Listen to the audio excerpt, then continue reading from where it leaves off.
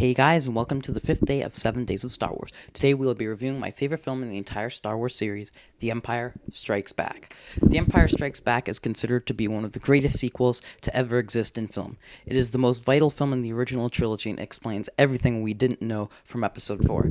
I just want to clarify that I will be reviewing the nightmare known as the Special Edition. I searched and searched, but never found the original theatrical version, so this is the best I can get. So yeah, let's get on to the plot. The film opens on the awesome ice planet Hoth. Luke is seen on a Tauntaun. A meteor hits. Luke goes to investigate but is attacked and kidnapped by a Wampa, which is basically a Star Wars abominable snowman.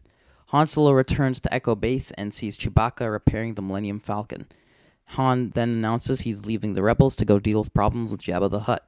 Leia then goes to say her goodbyes. Han expects a kiss, but does not get one, so he gets pissed at Leia, and they have this really awkward argument, which I love. After not reporting back for a long time, Luke is announced missing.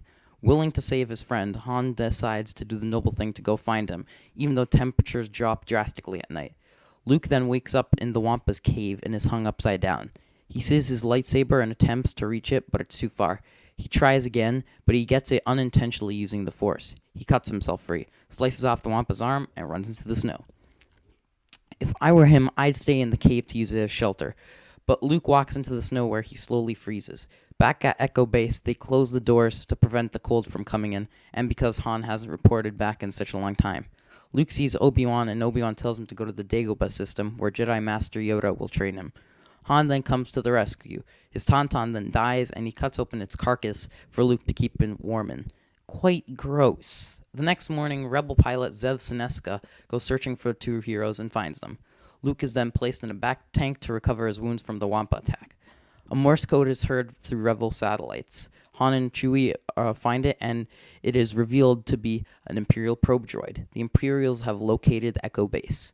Darth Vader orders General Veers and his army to attack the Rebels. They go in AT-ATs. Luke and other Rebel pilots are sent in snowspeeders to take down the AT-AT walkers. Han, Chewie, Leia, and C-3PO barely escape Echo Base and are followed by TIE fighters through an asteroid field.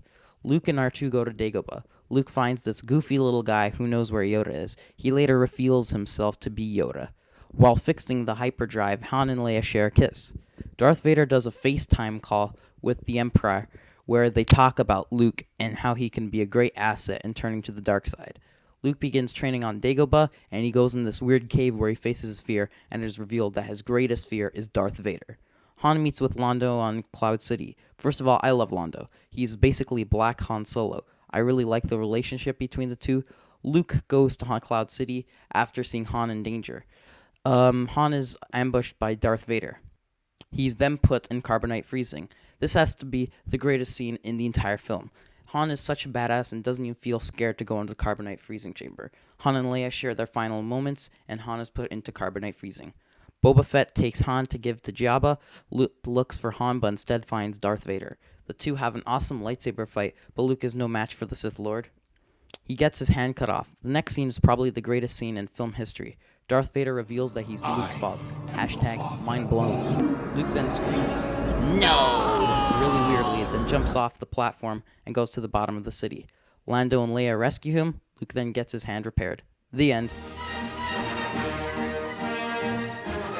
The Empire Strikes Back is my favorite film in the entire Star Wars series, and is by far the most memorable to me.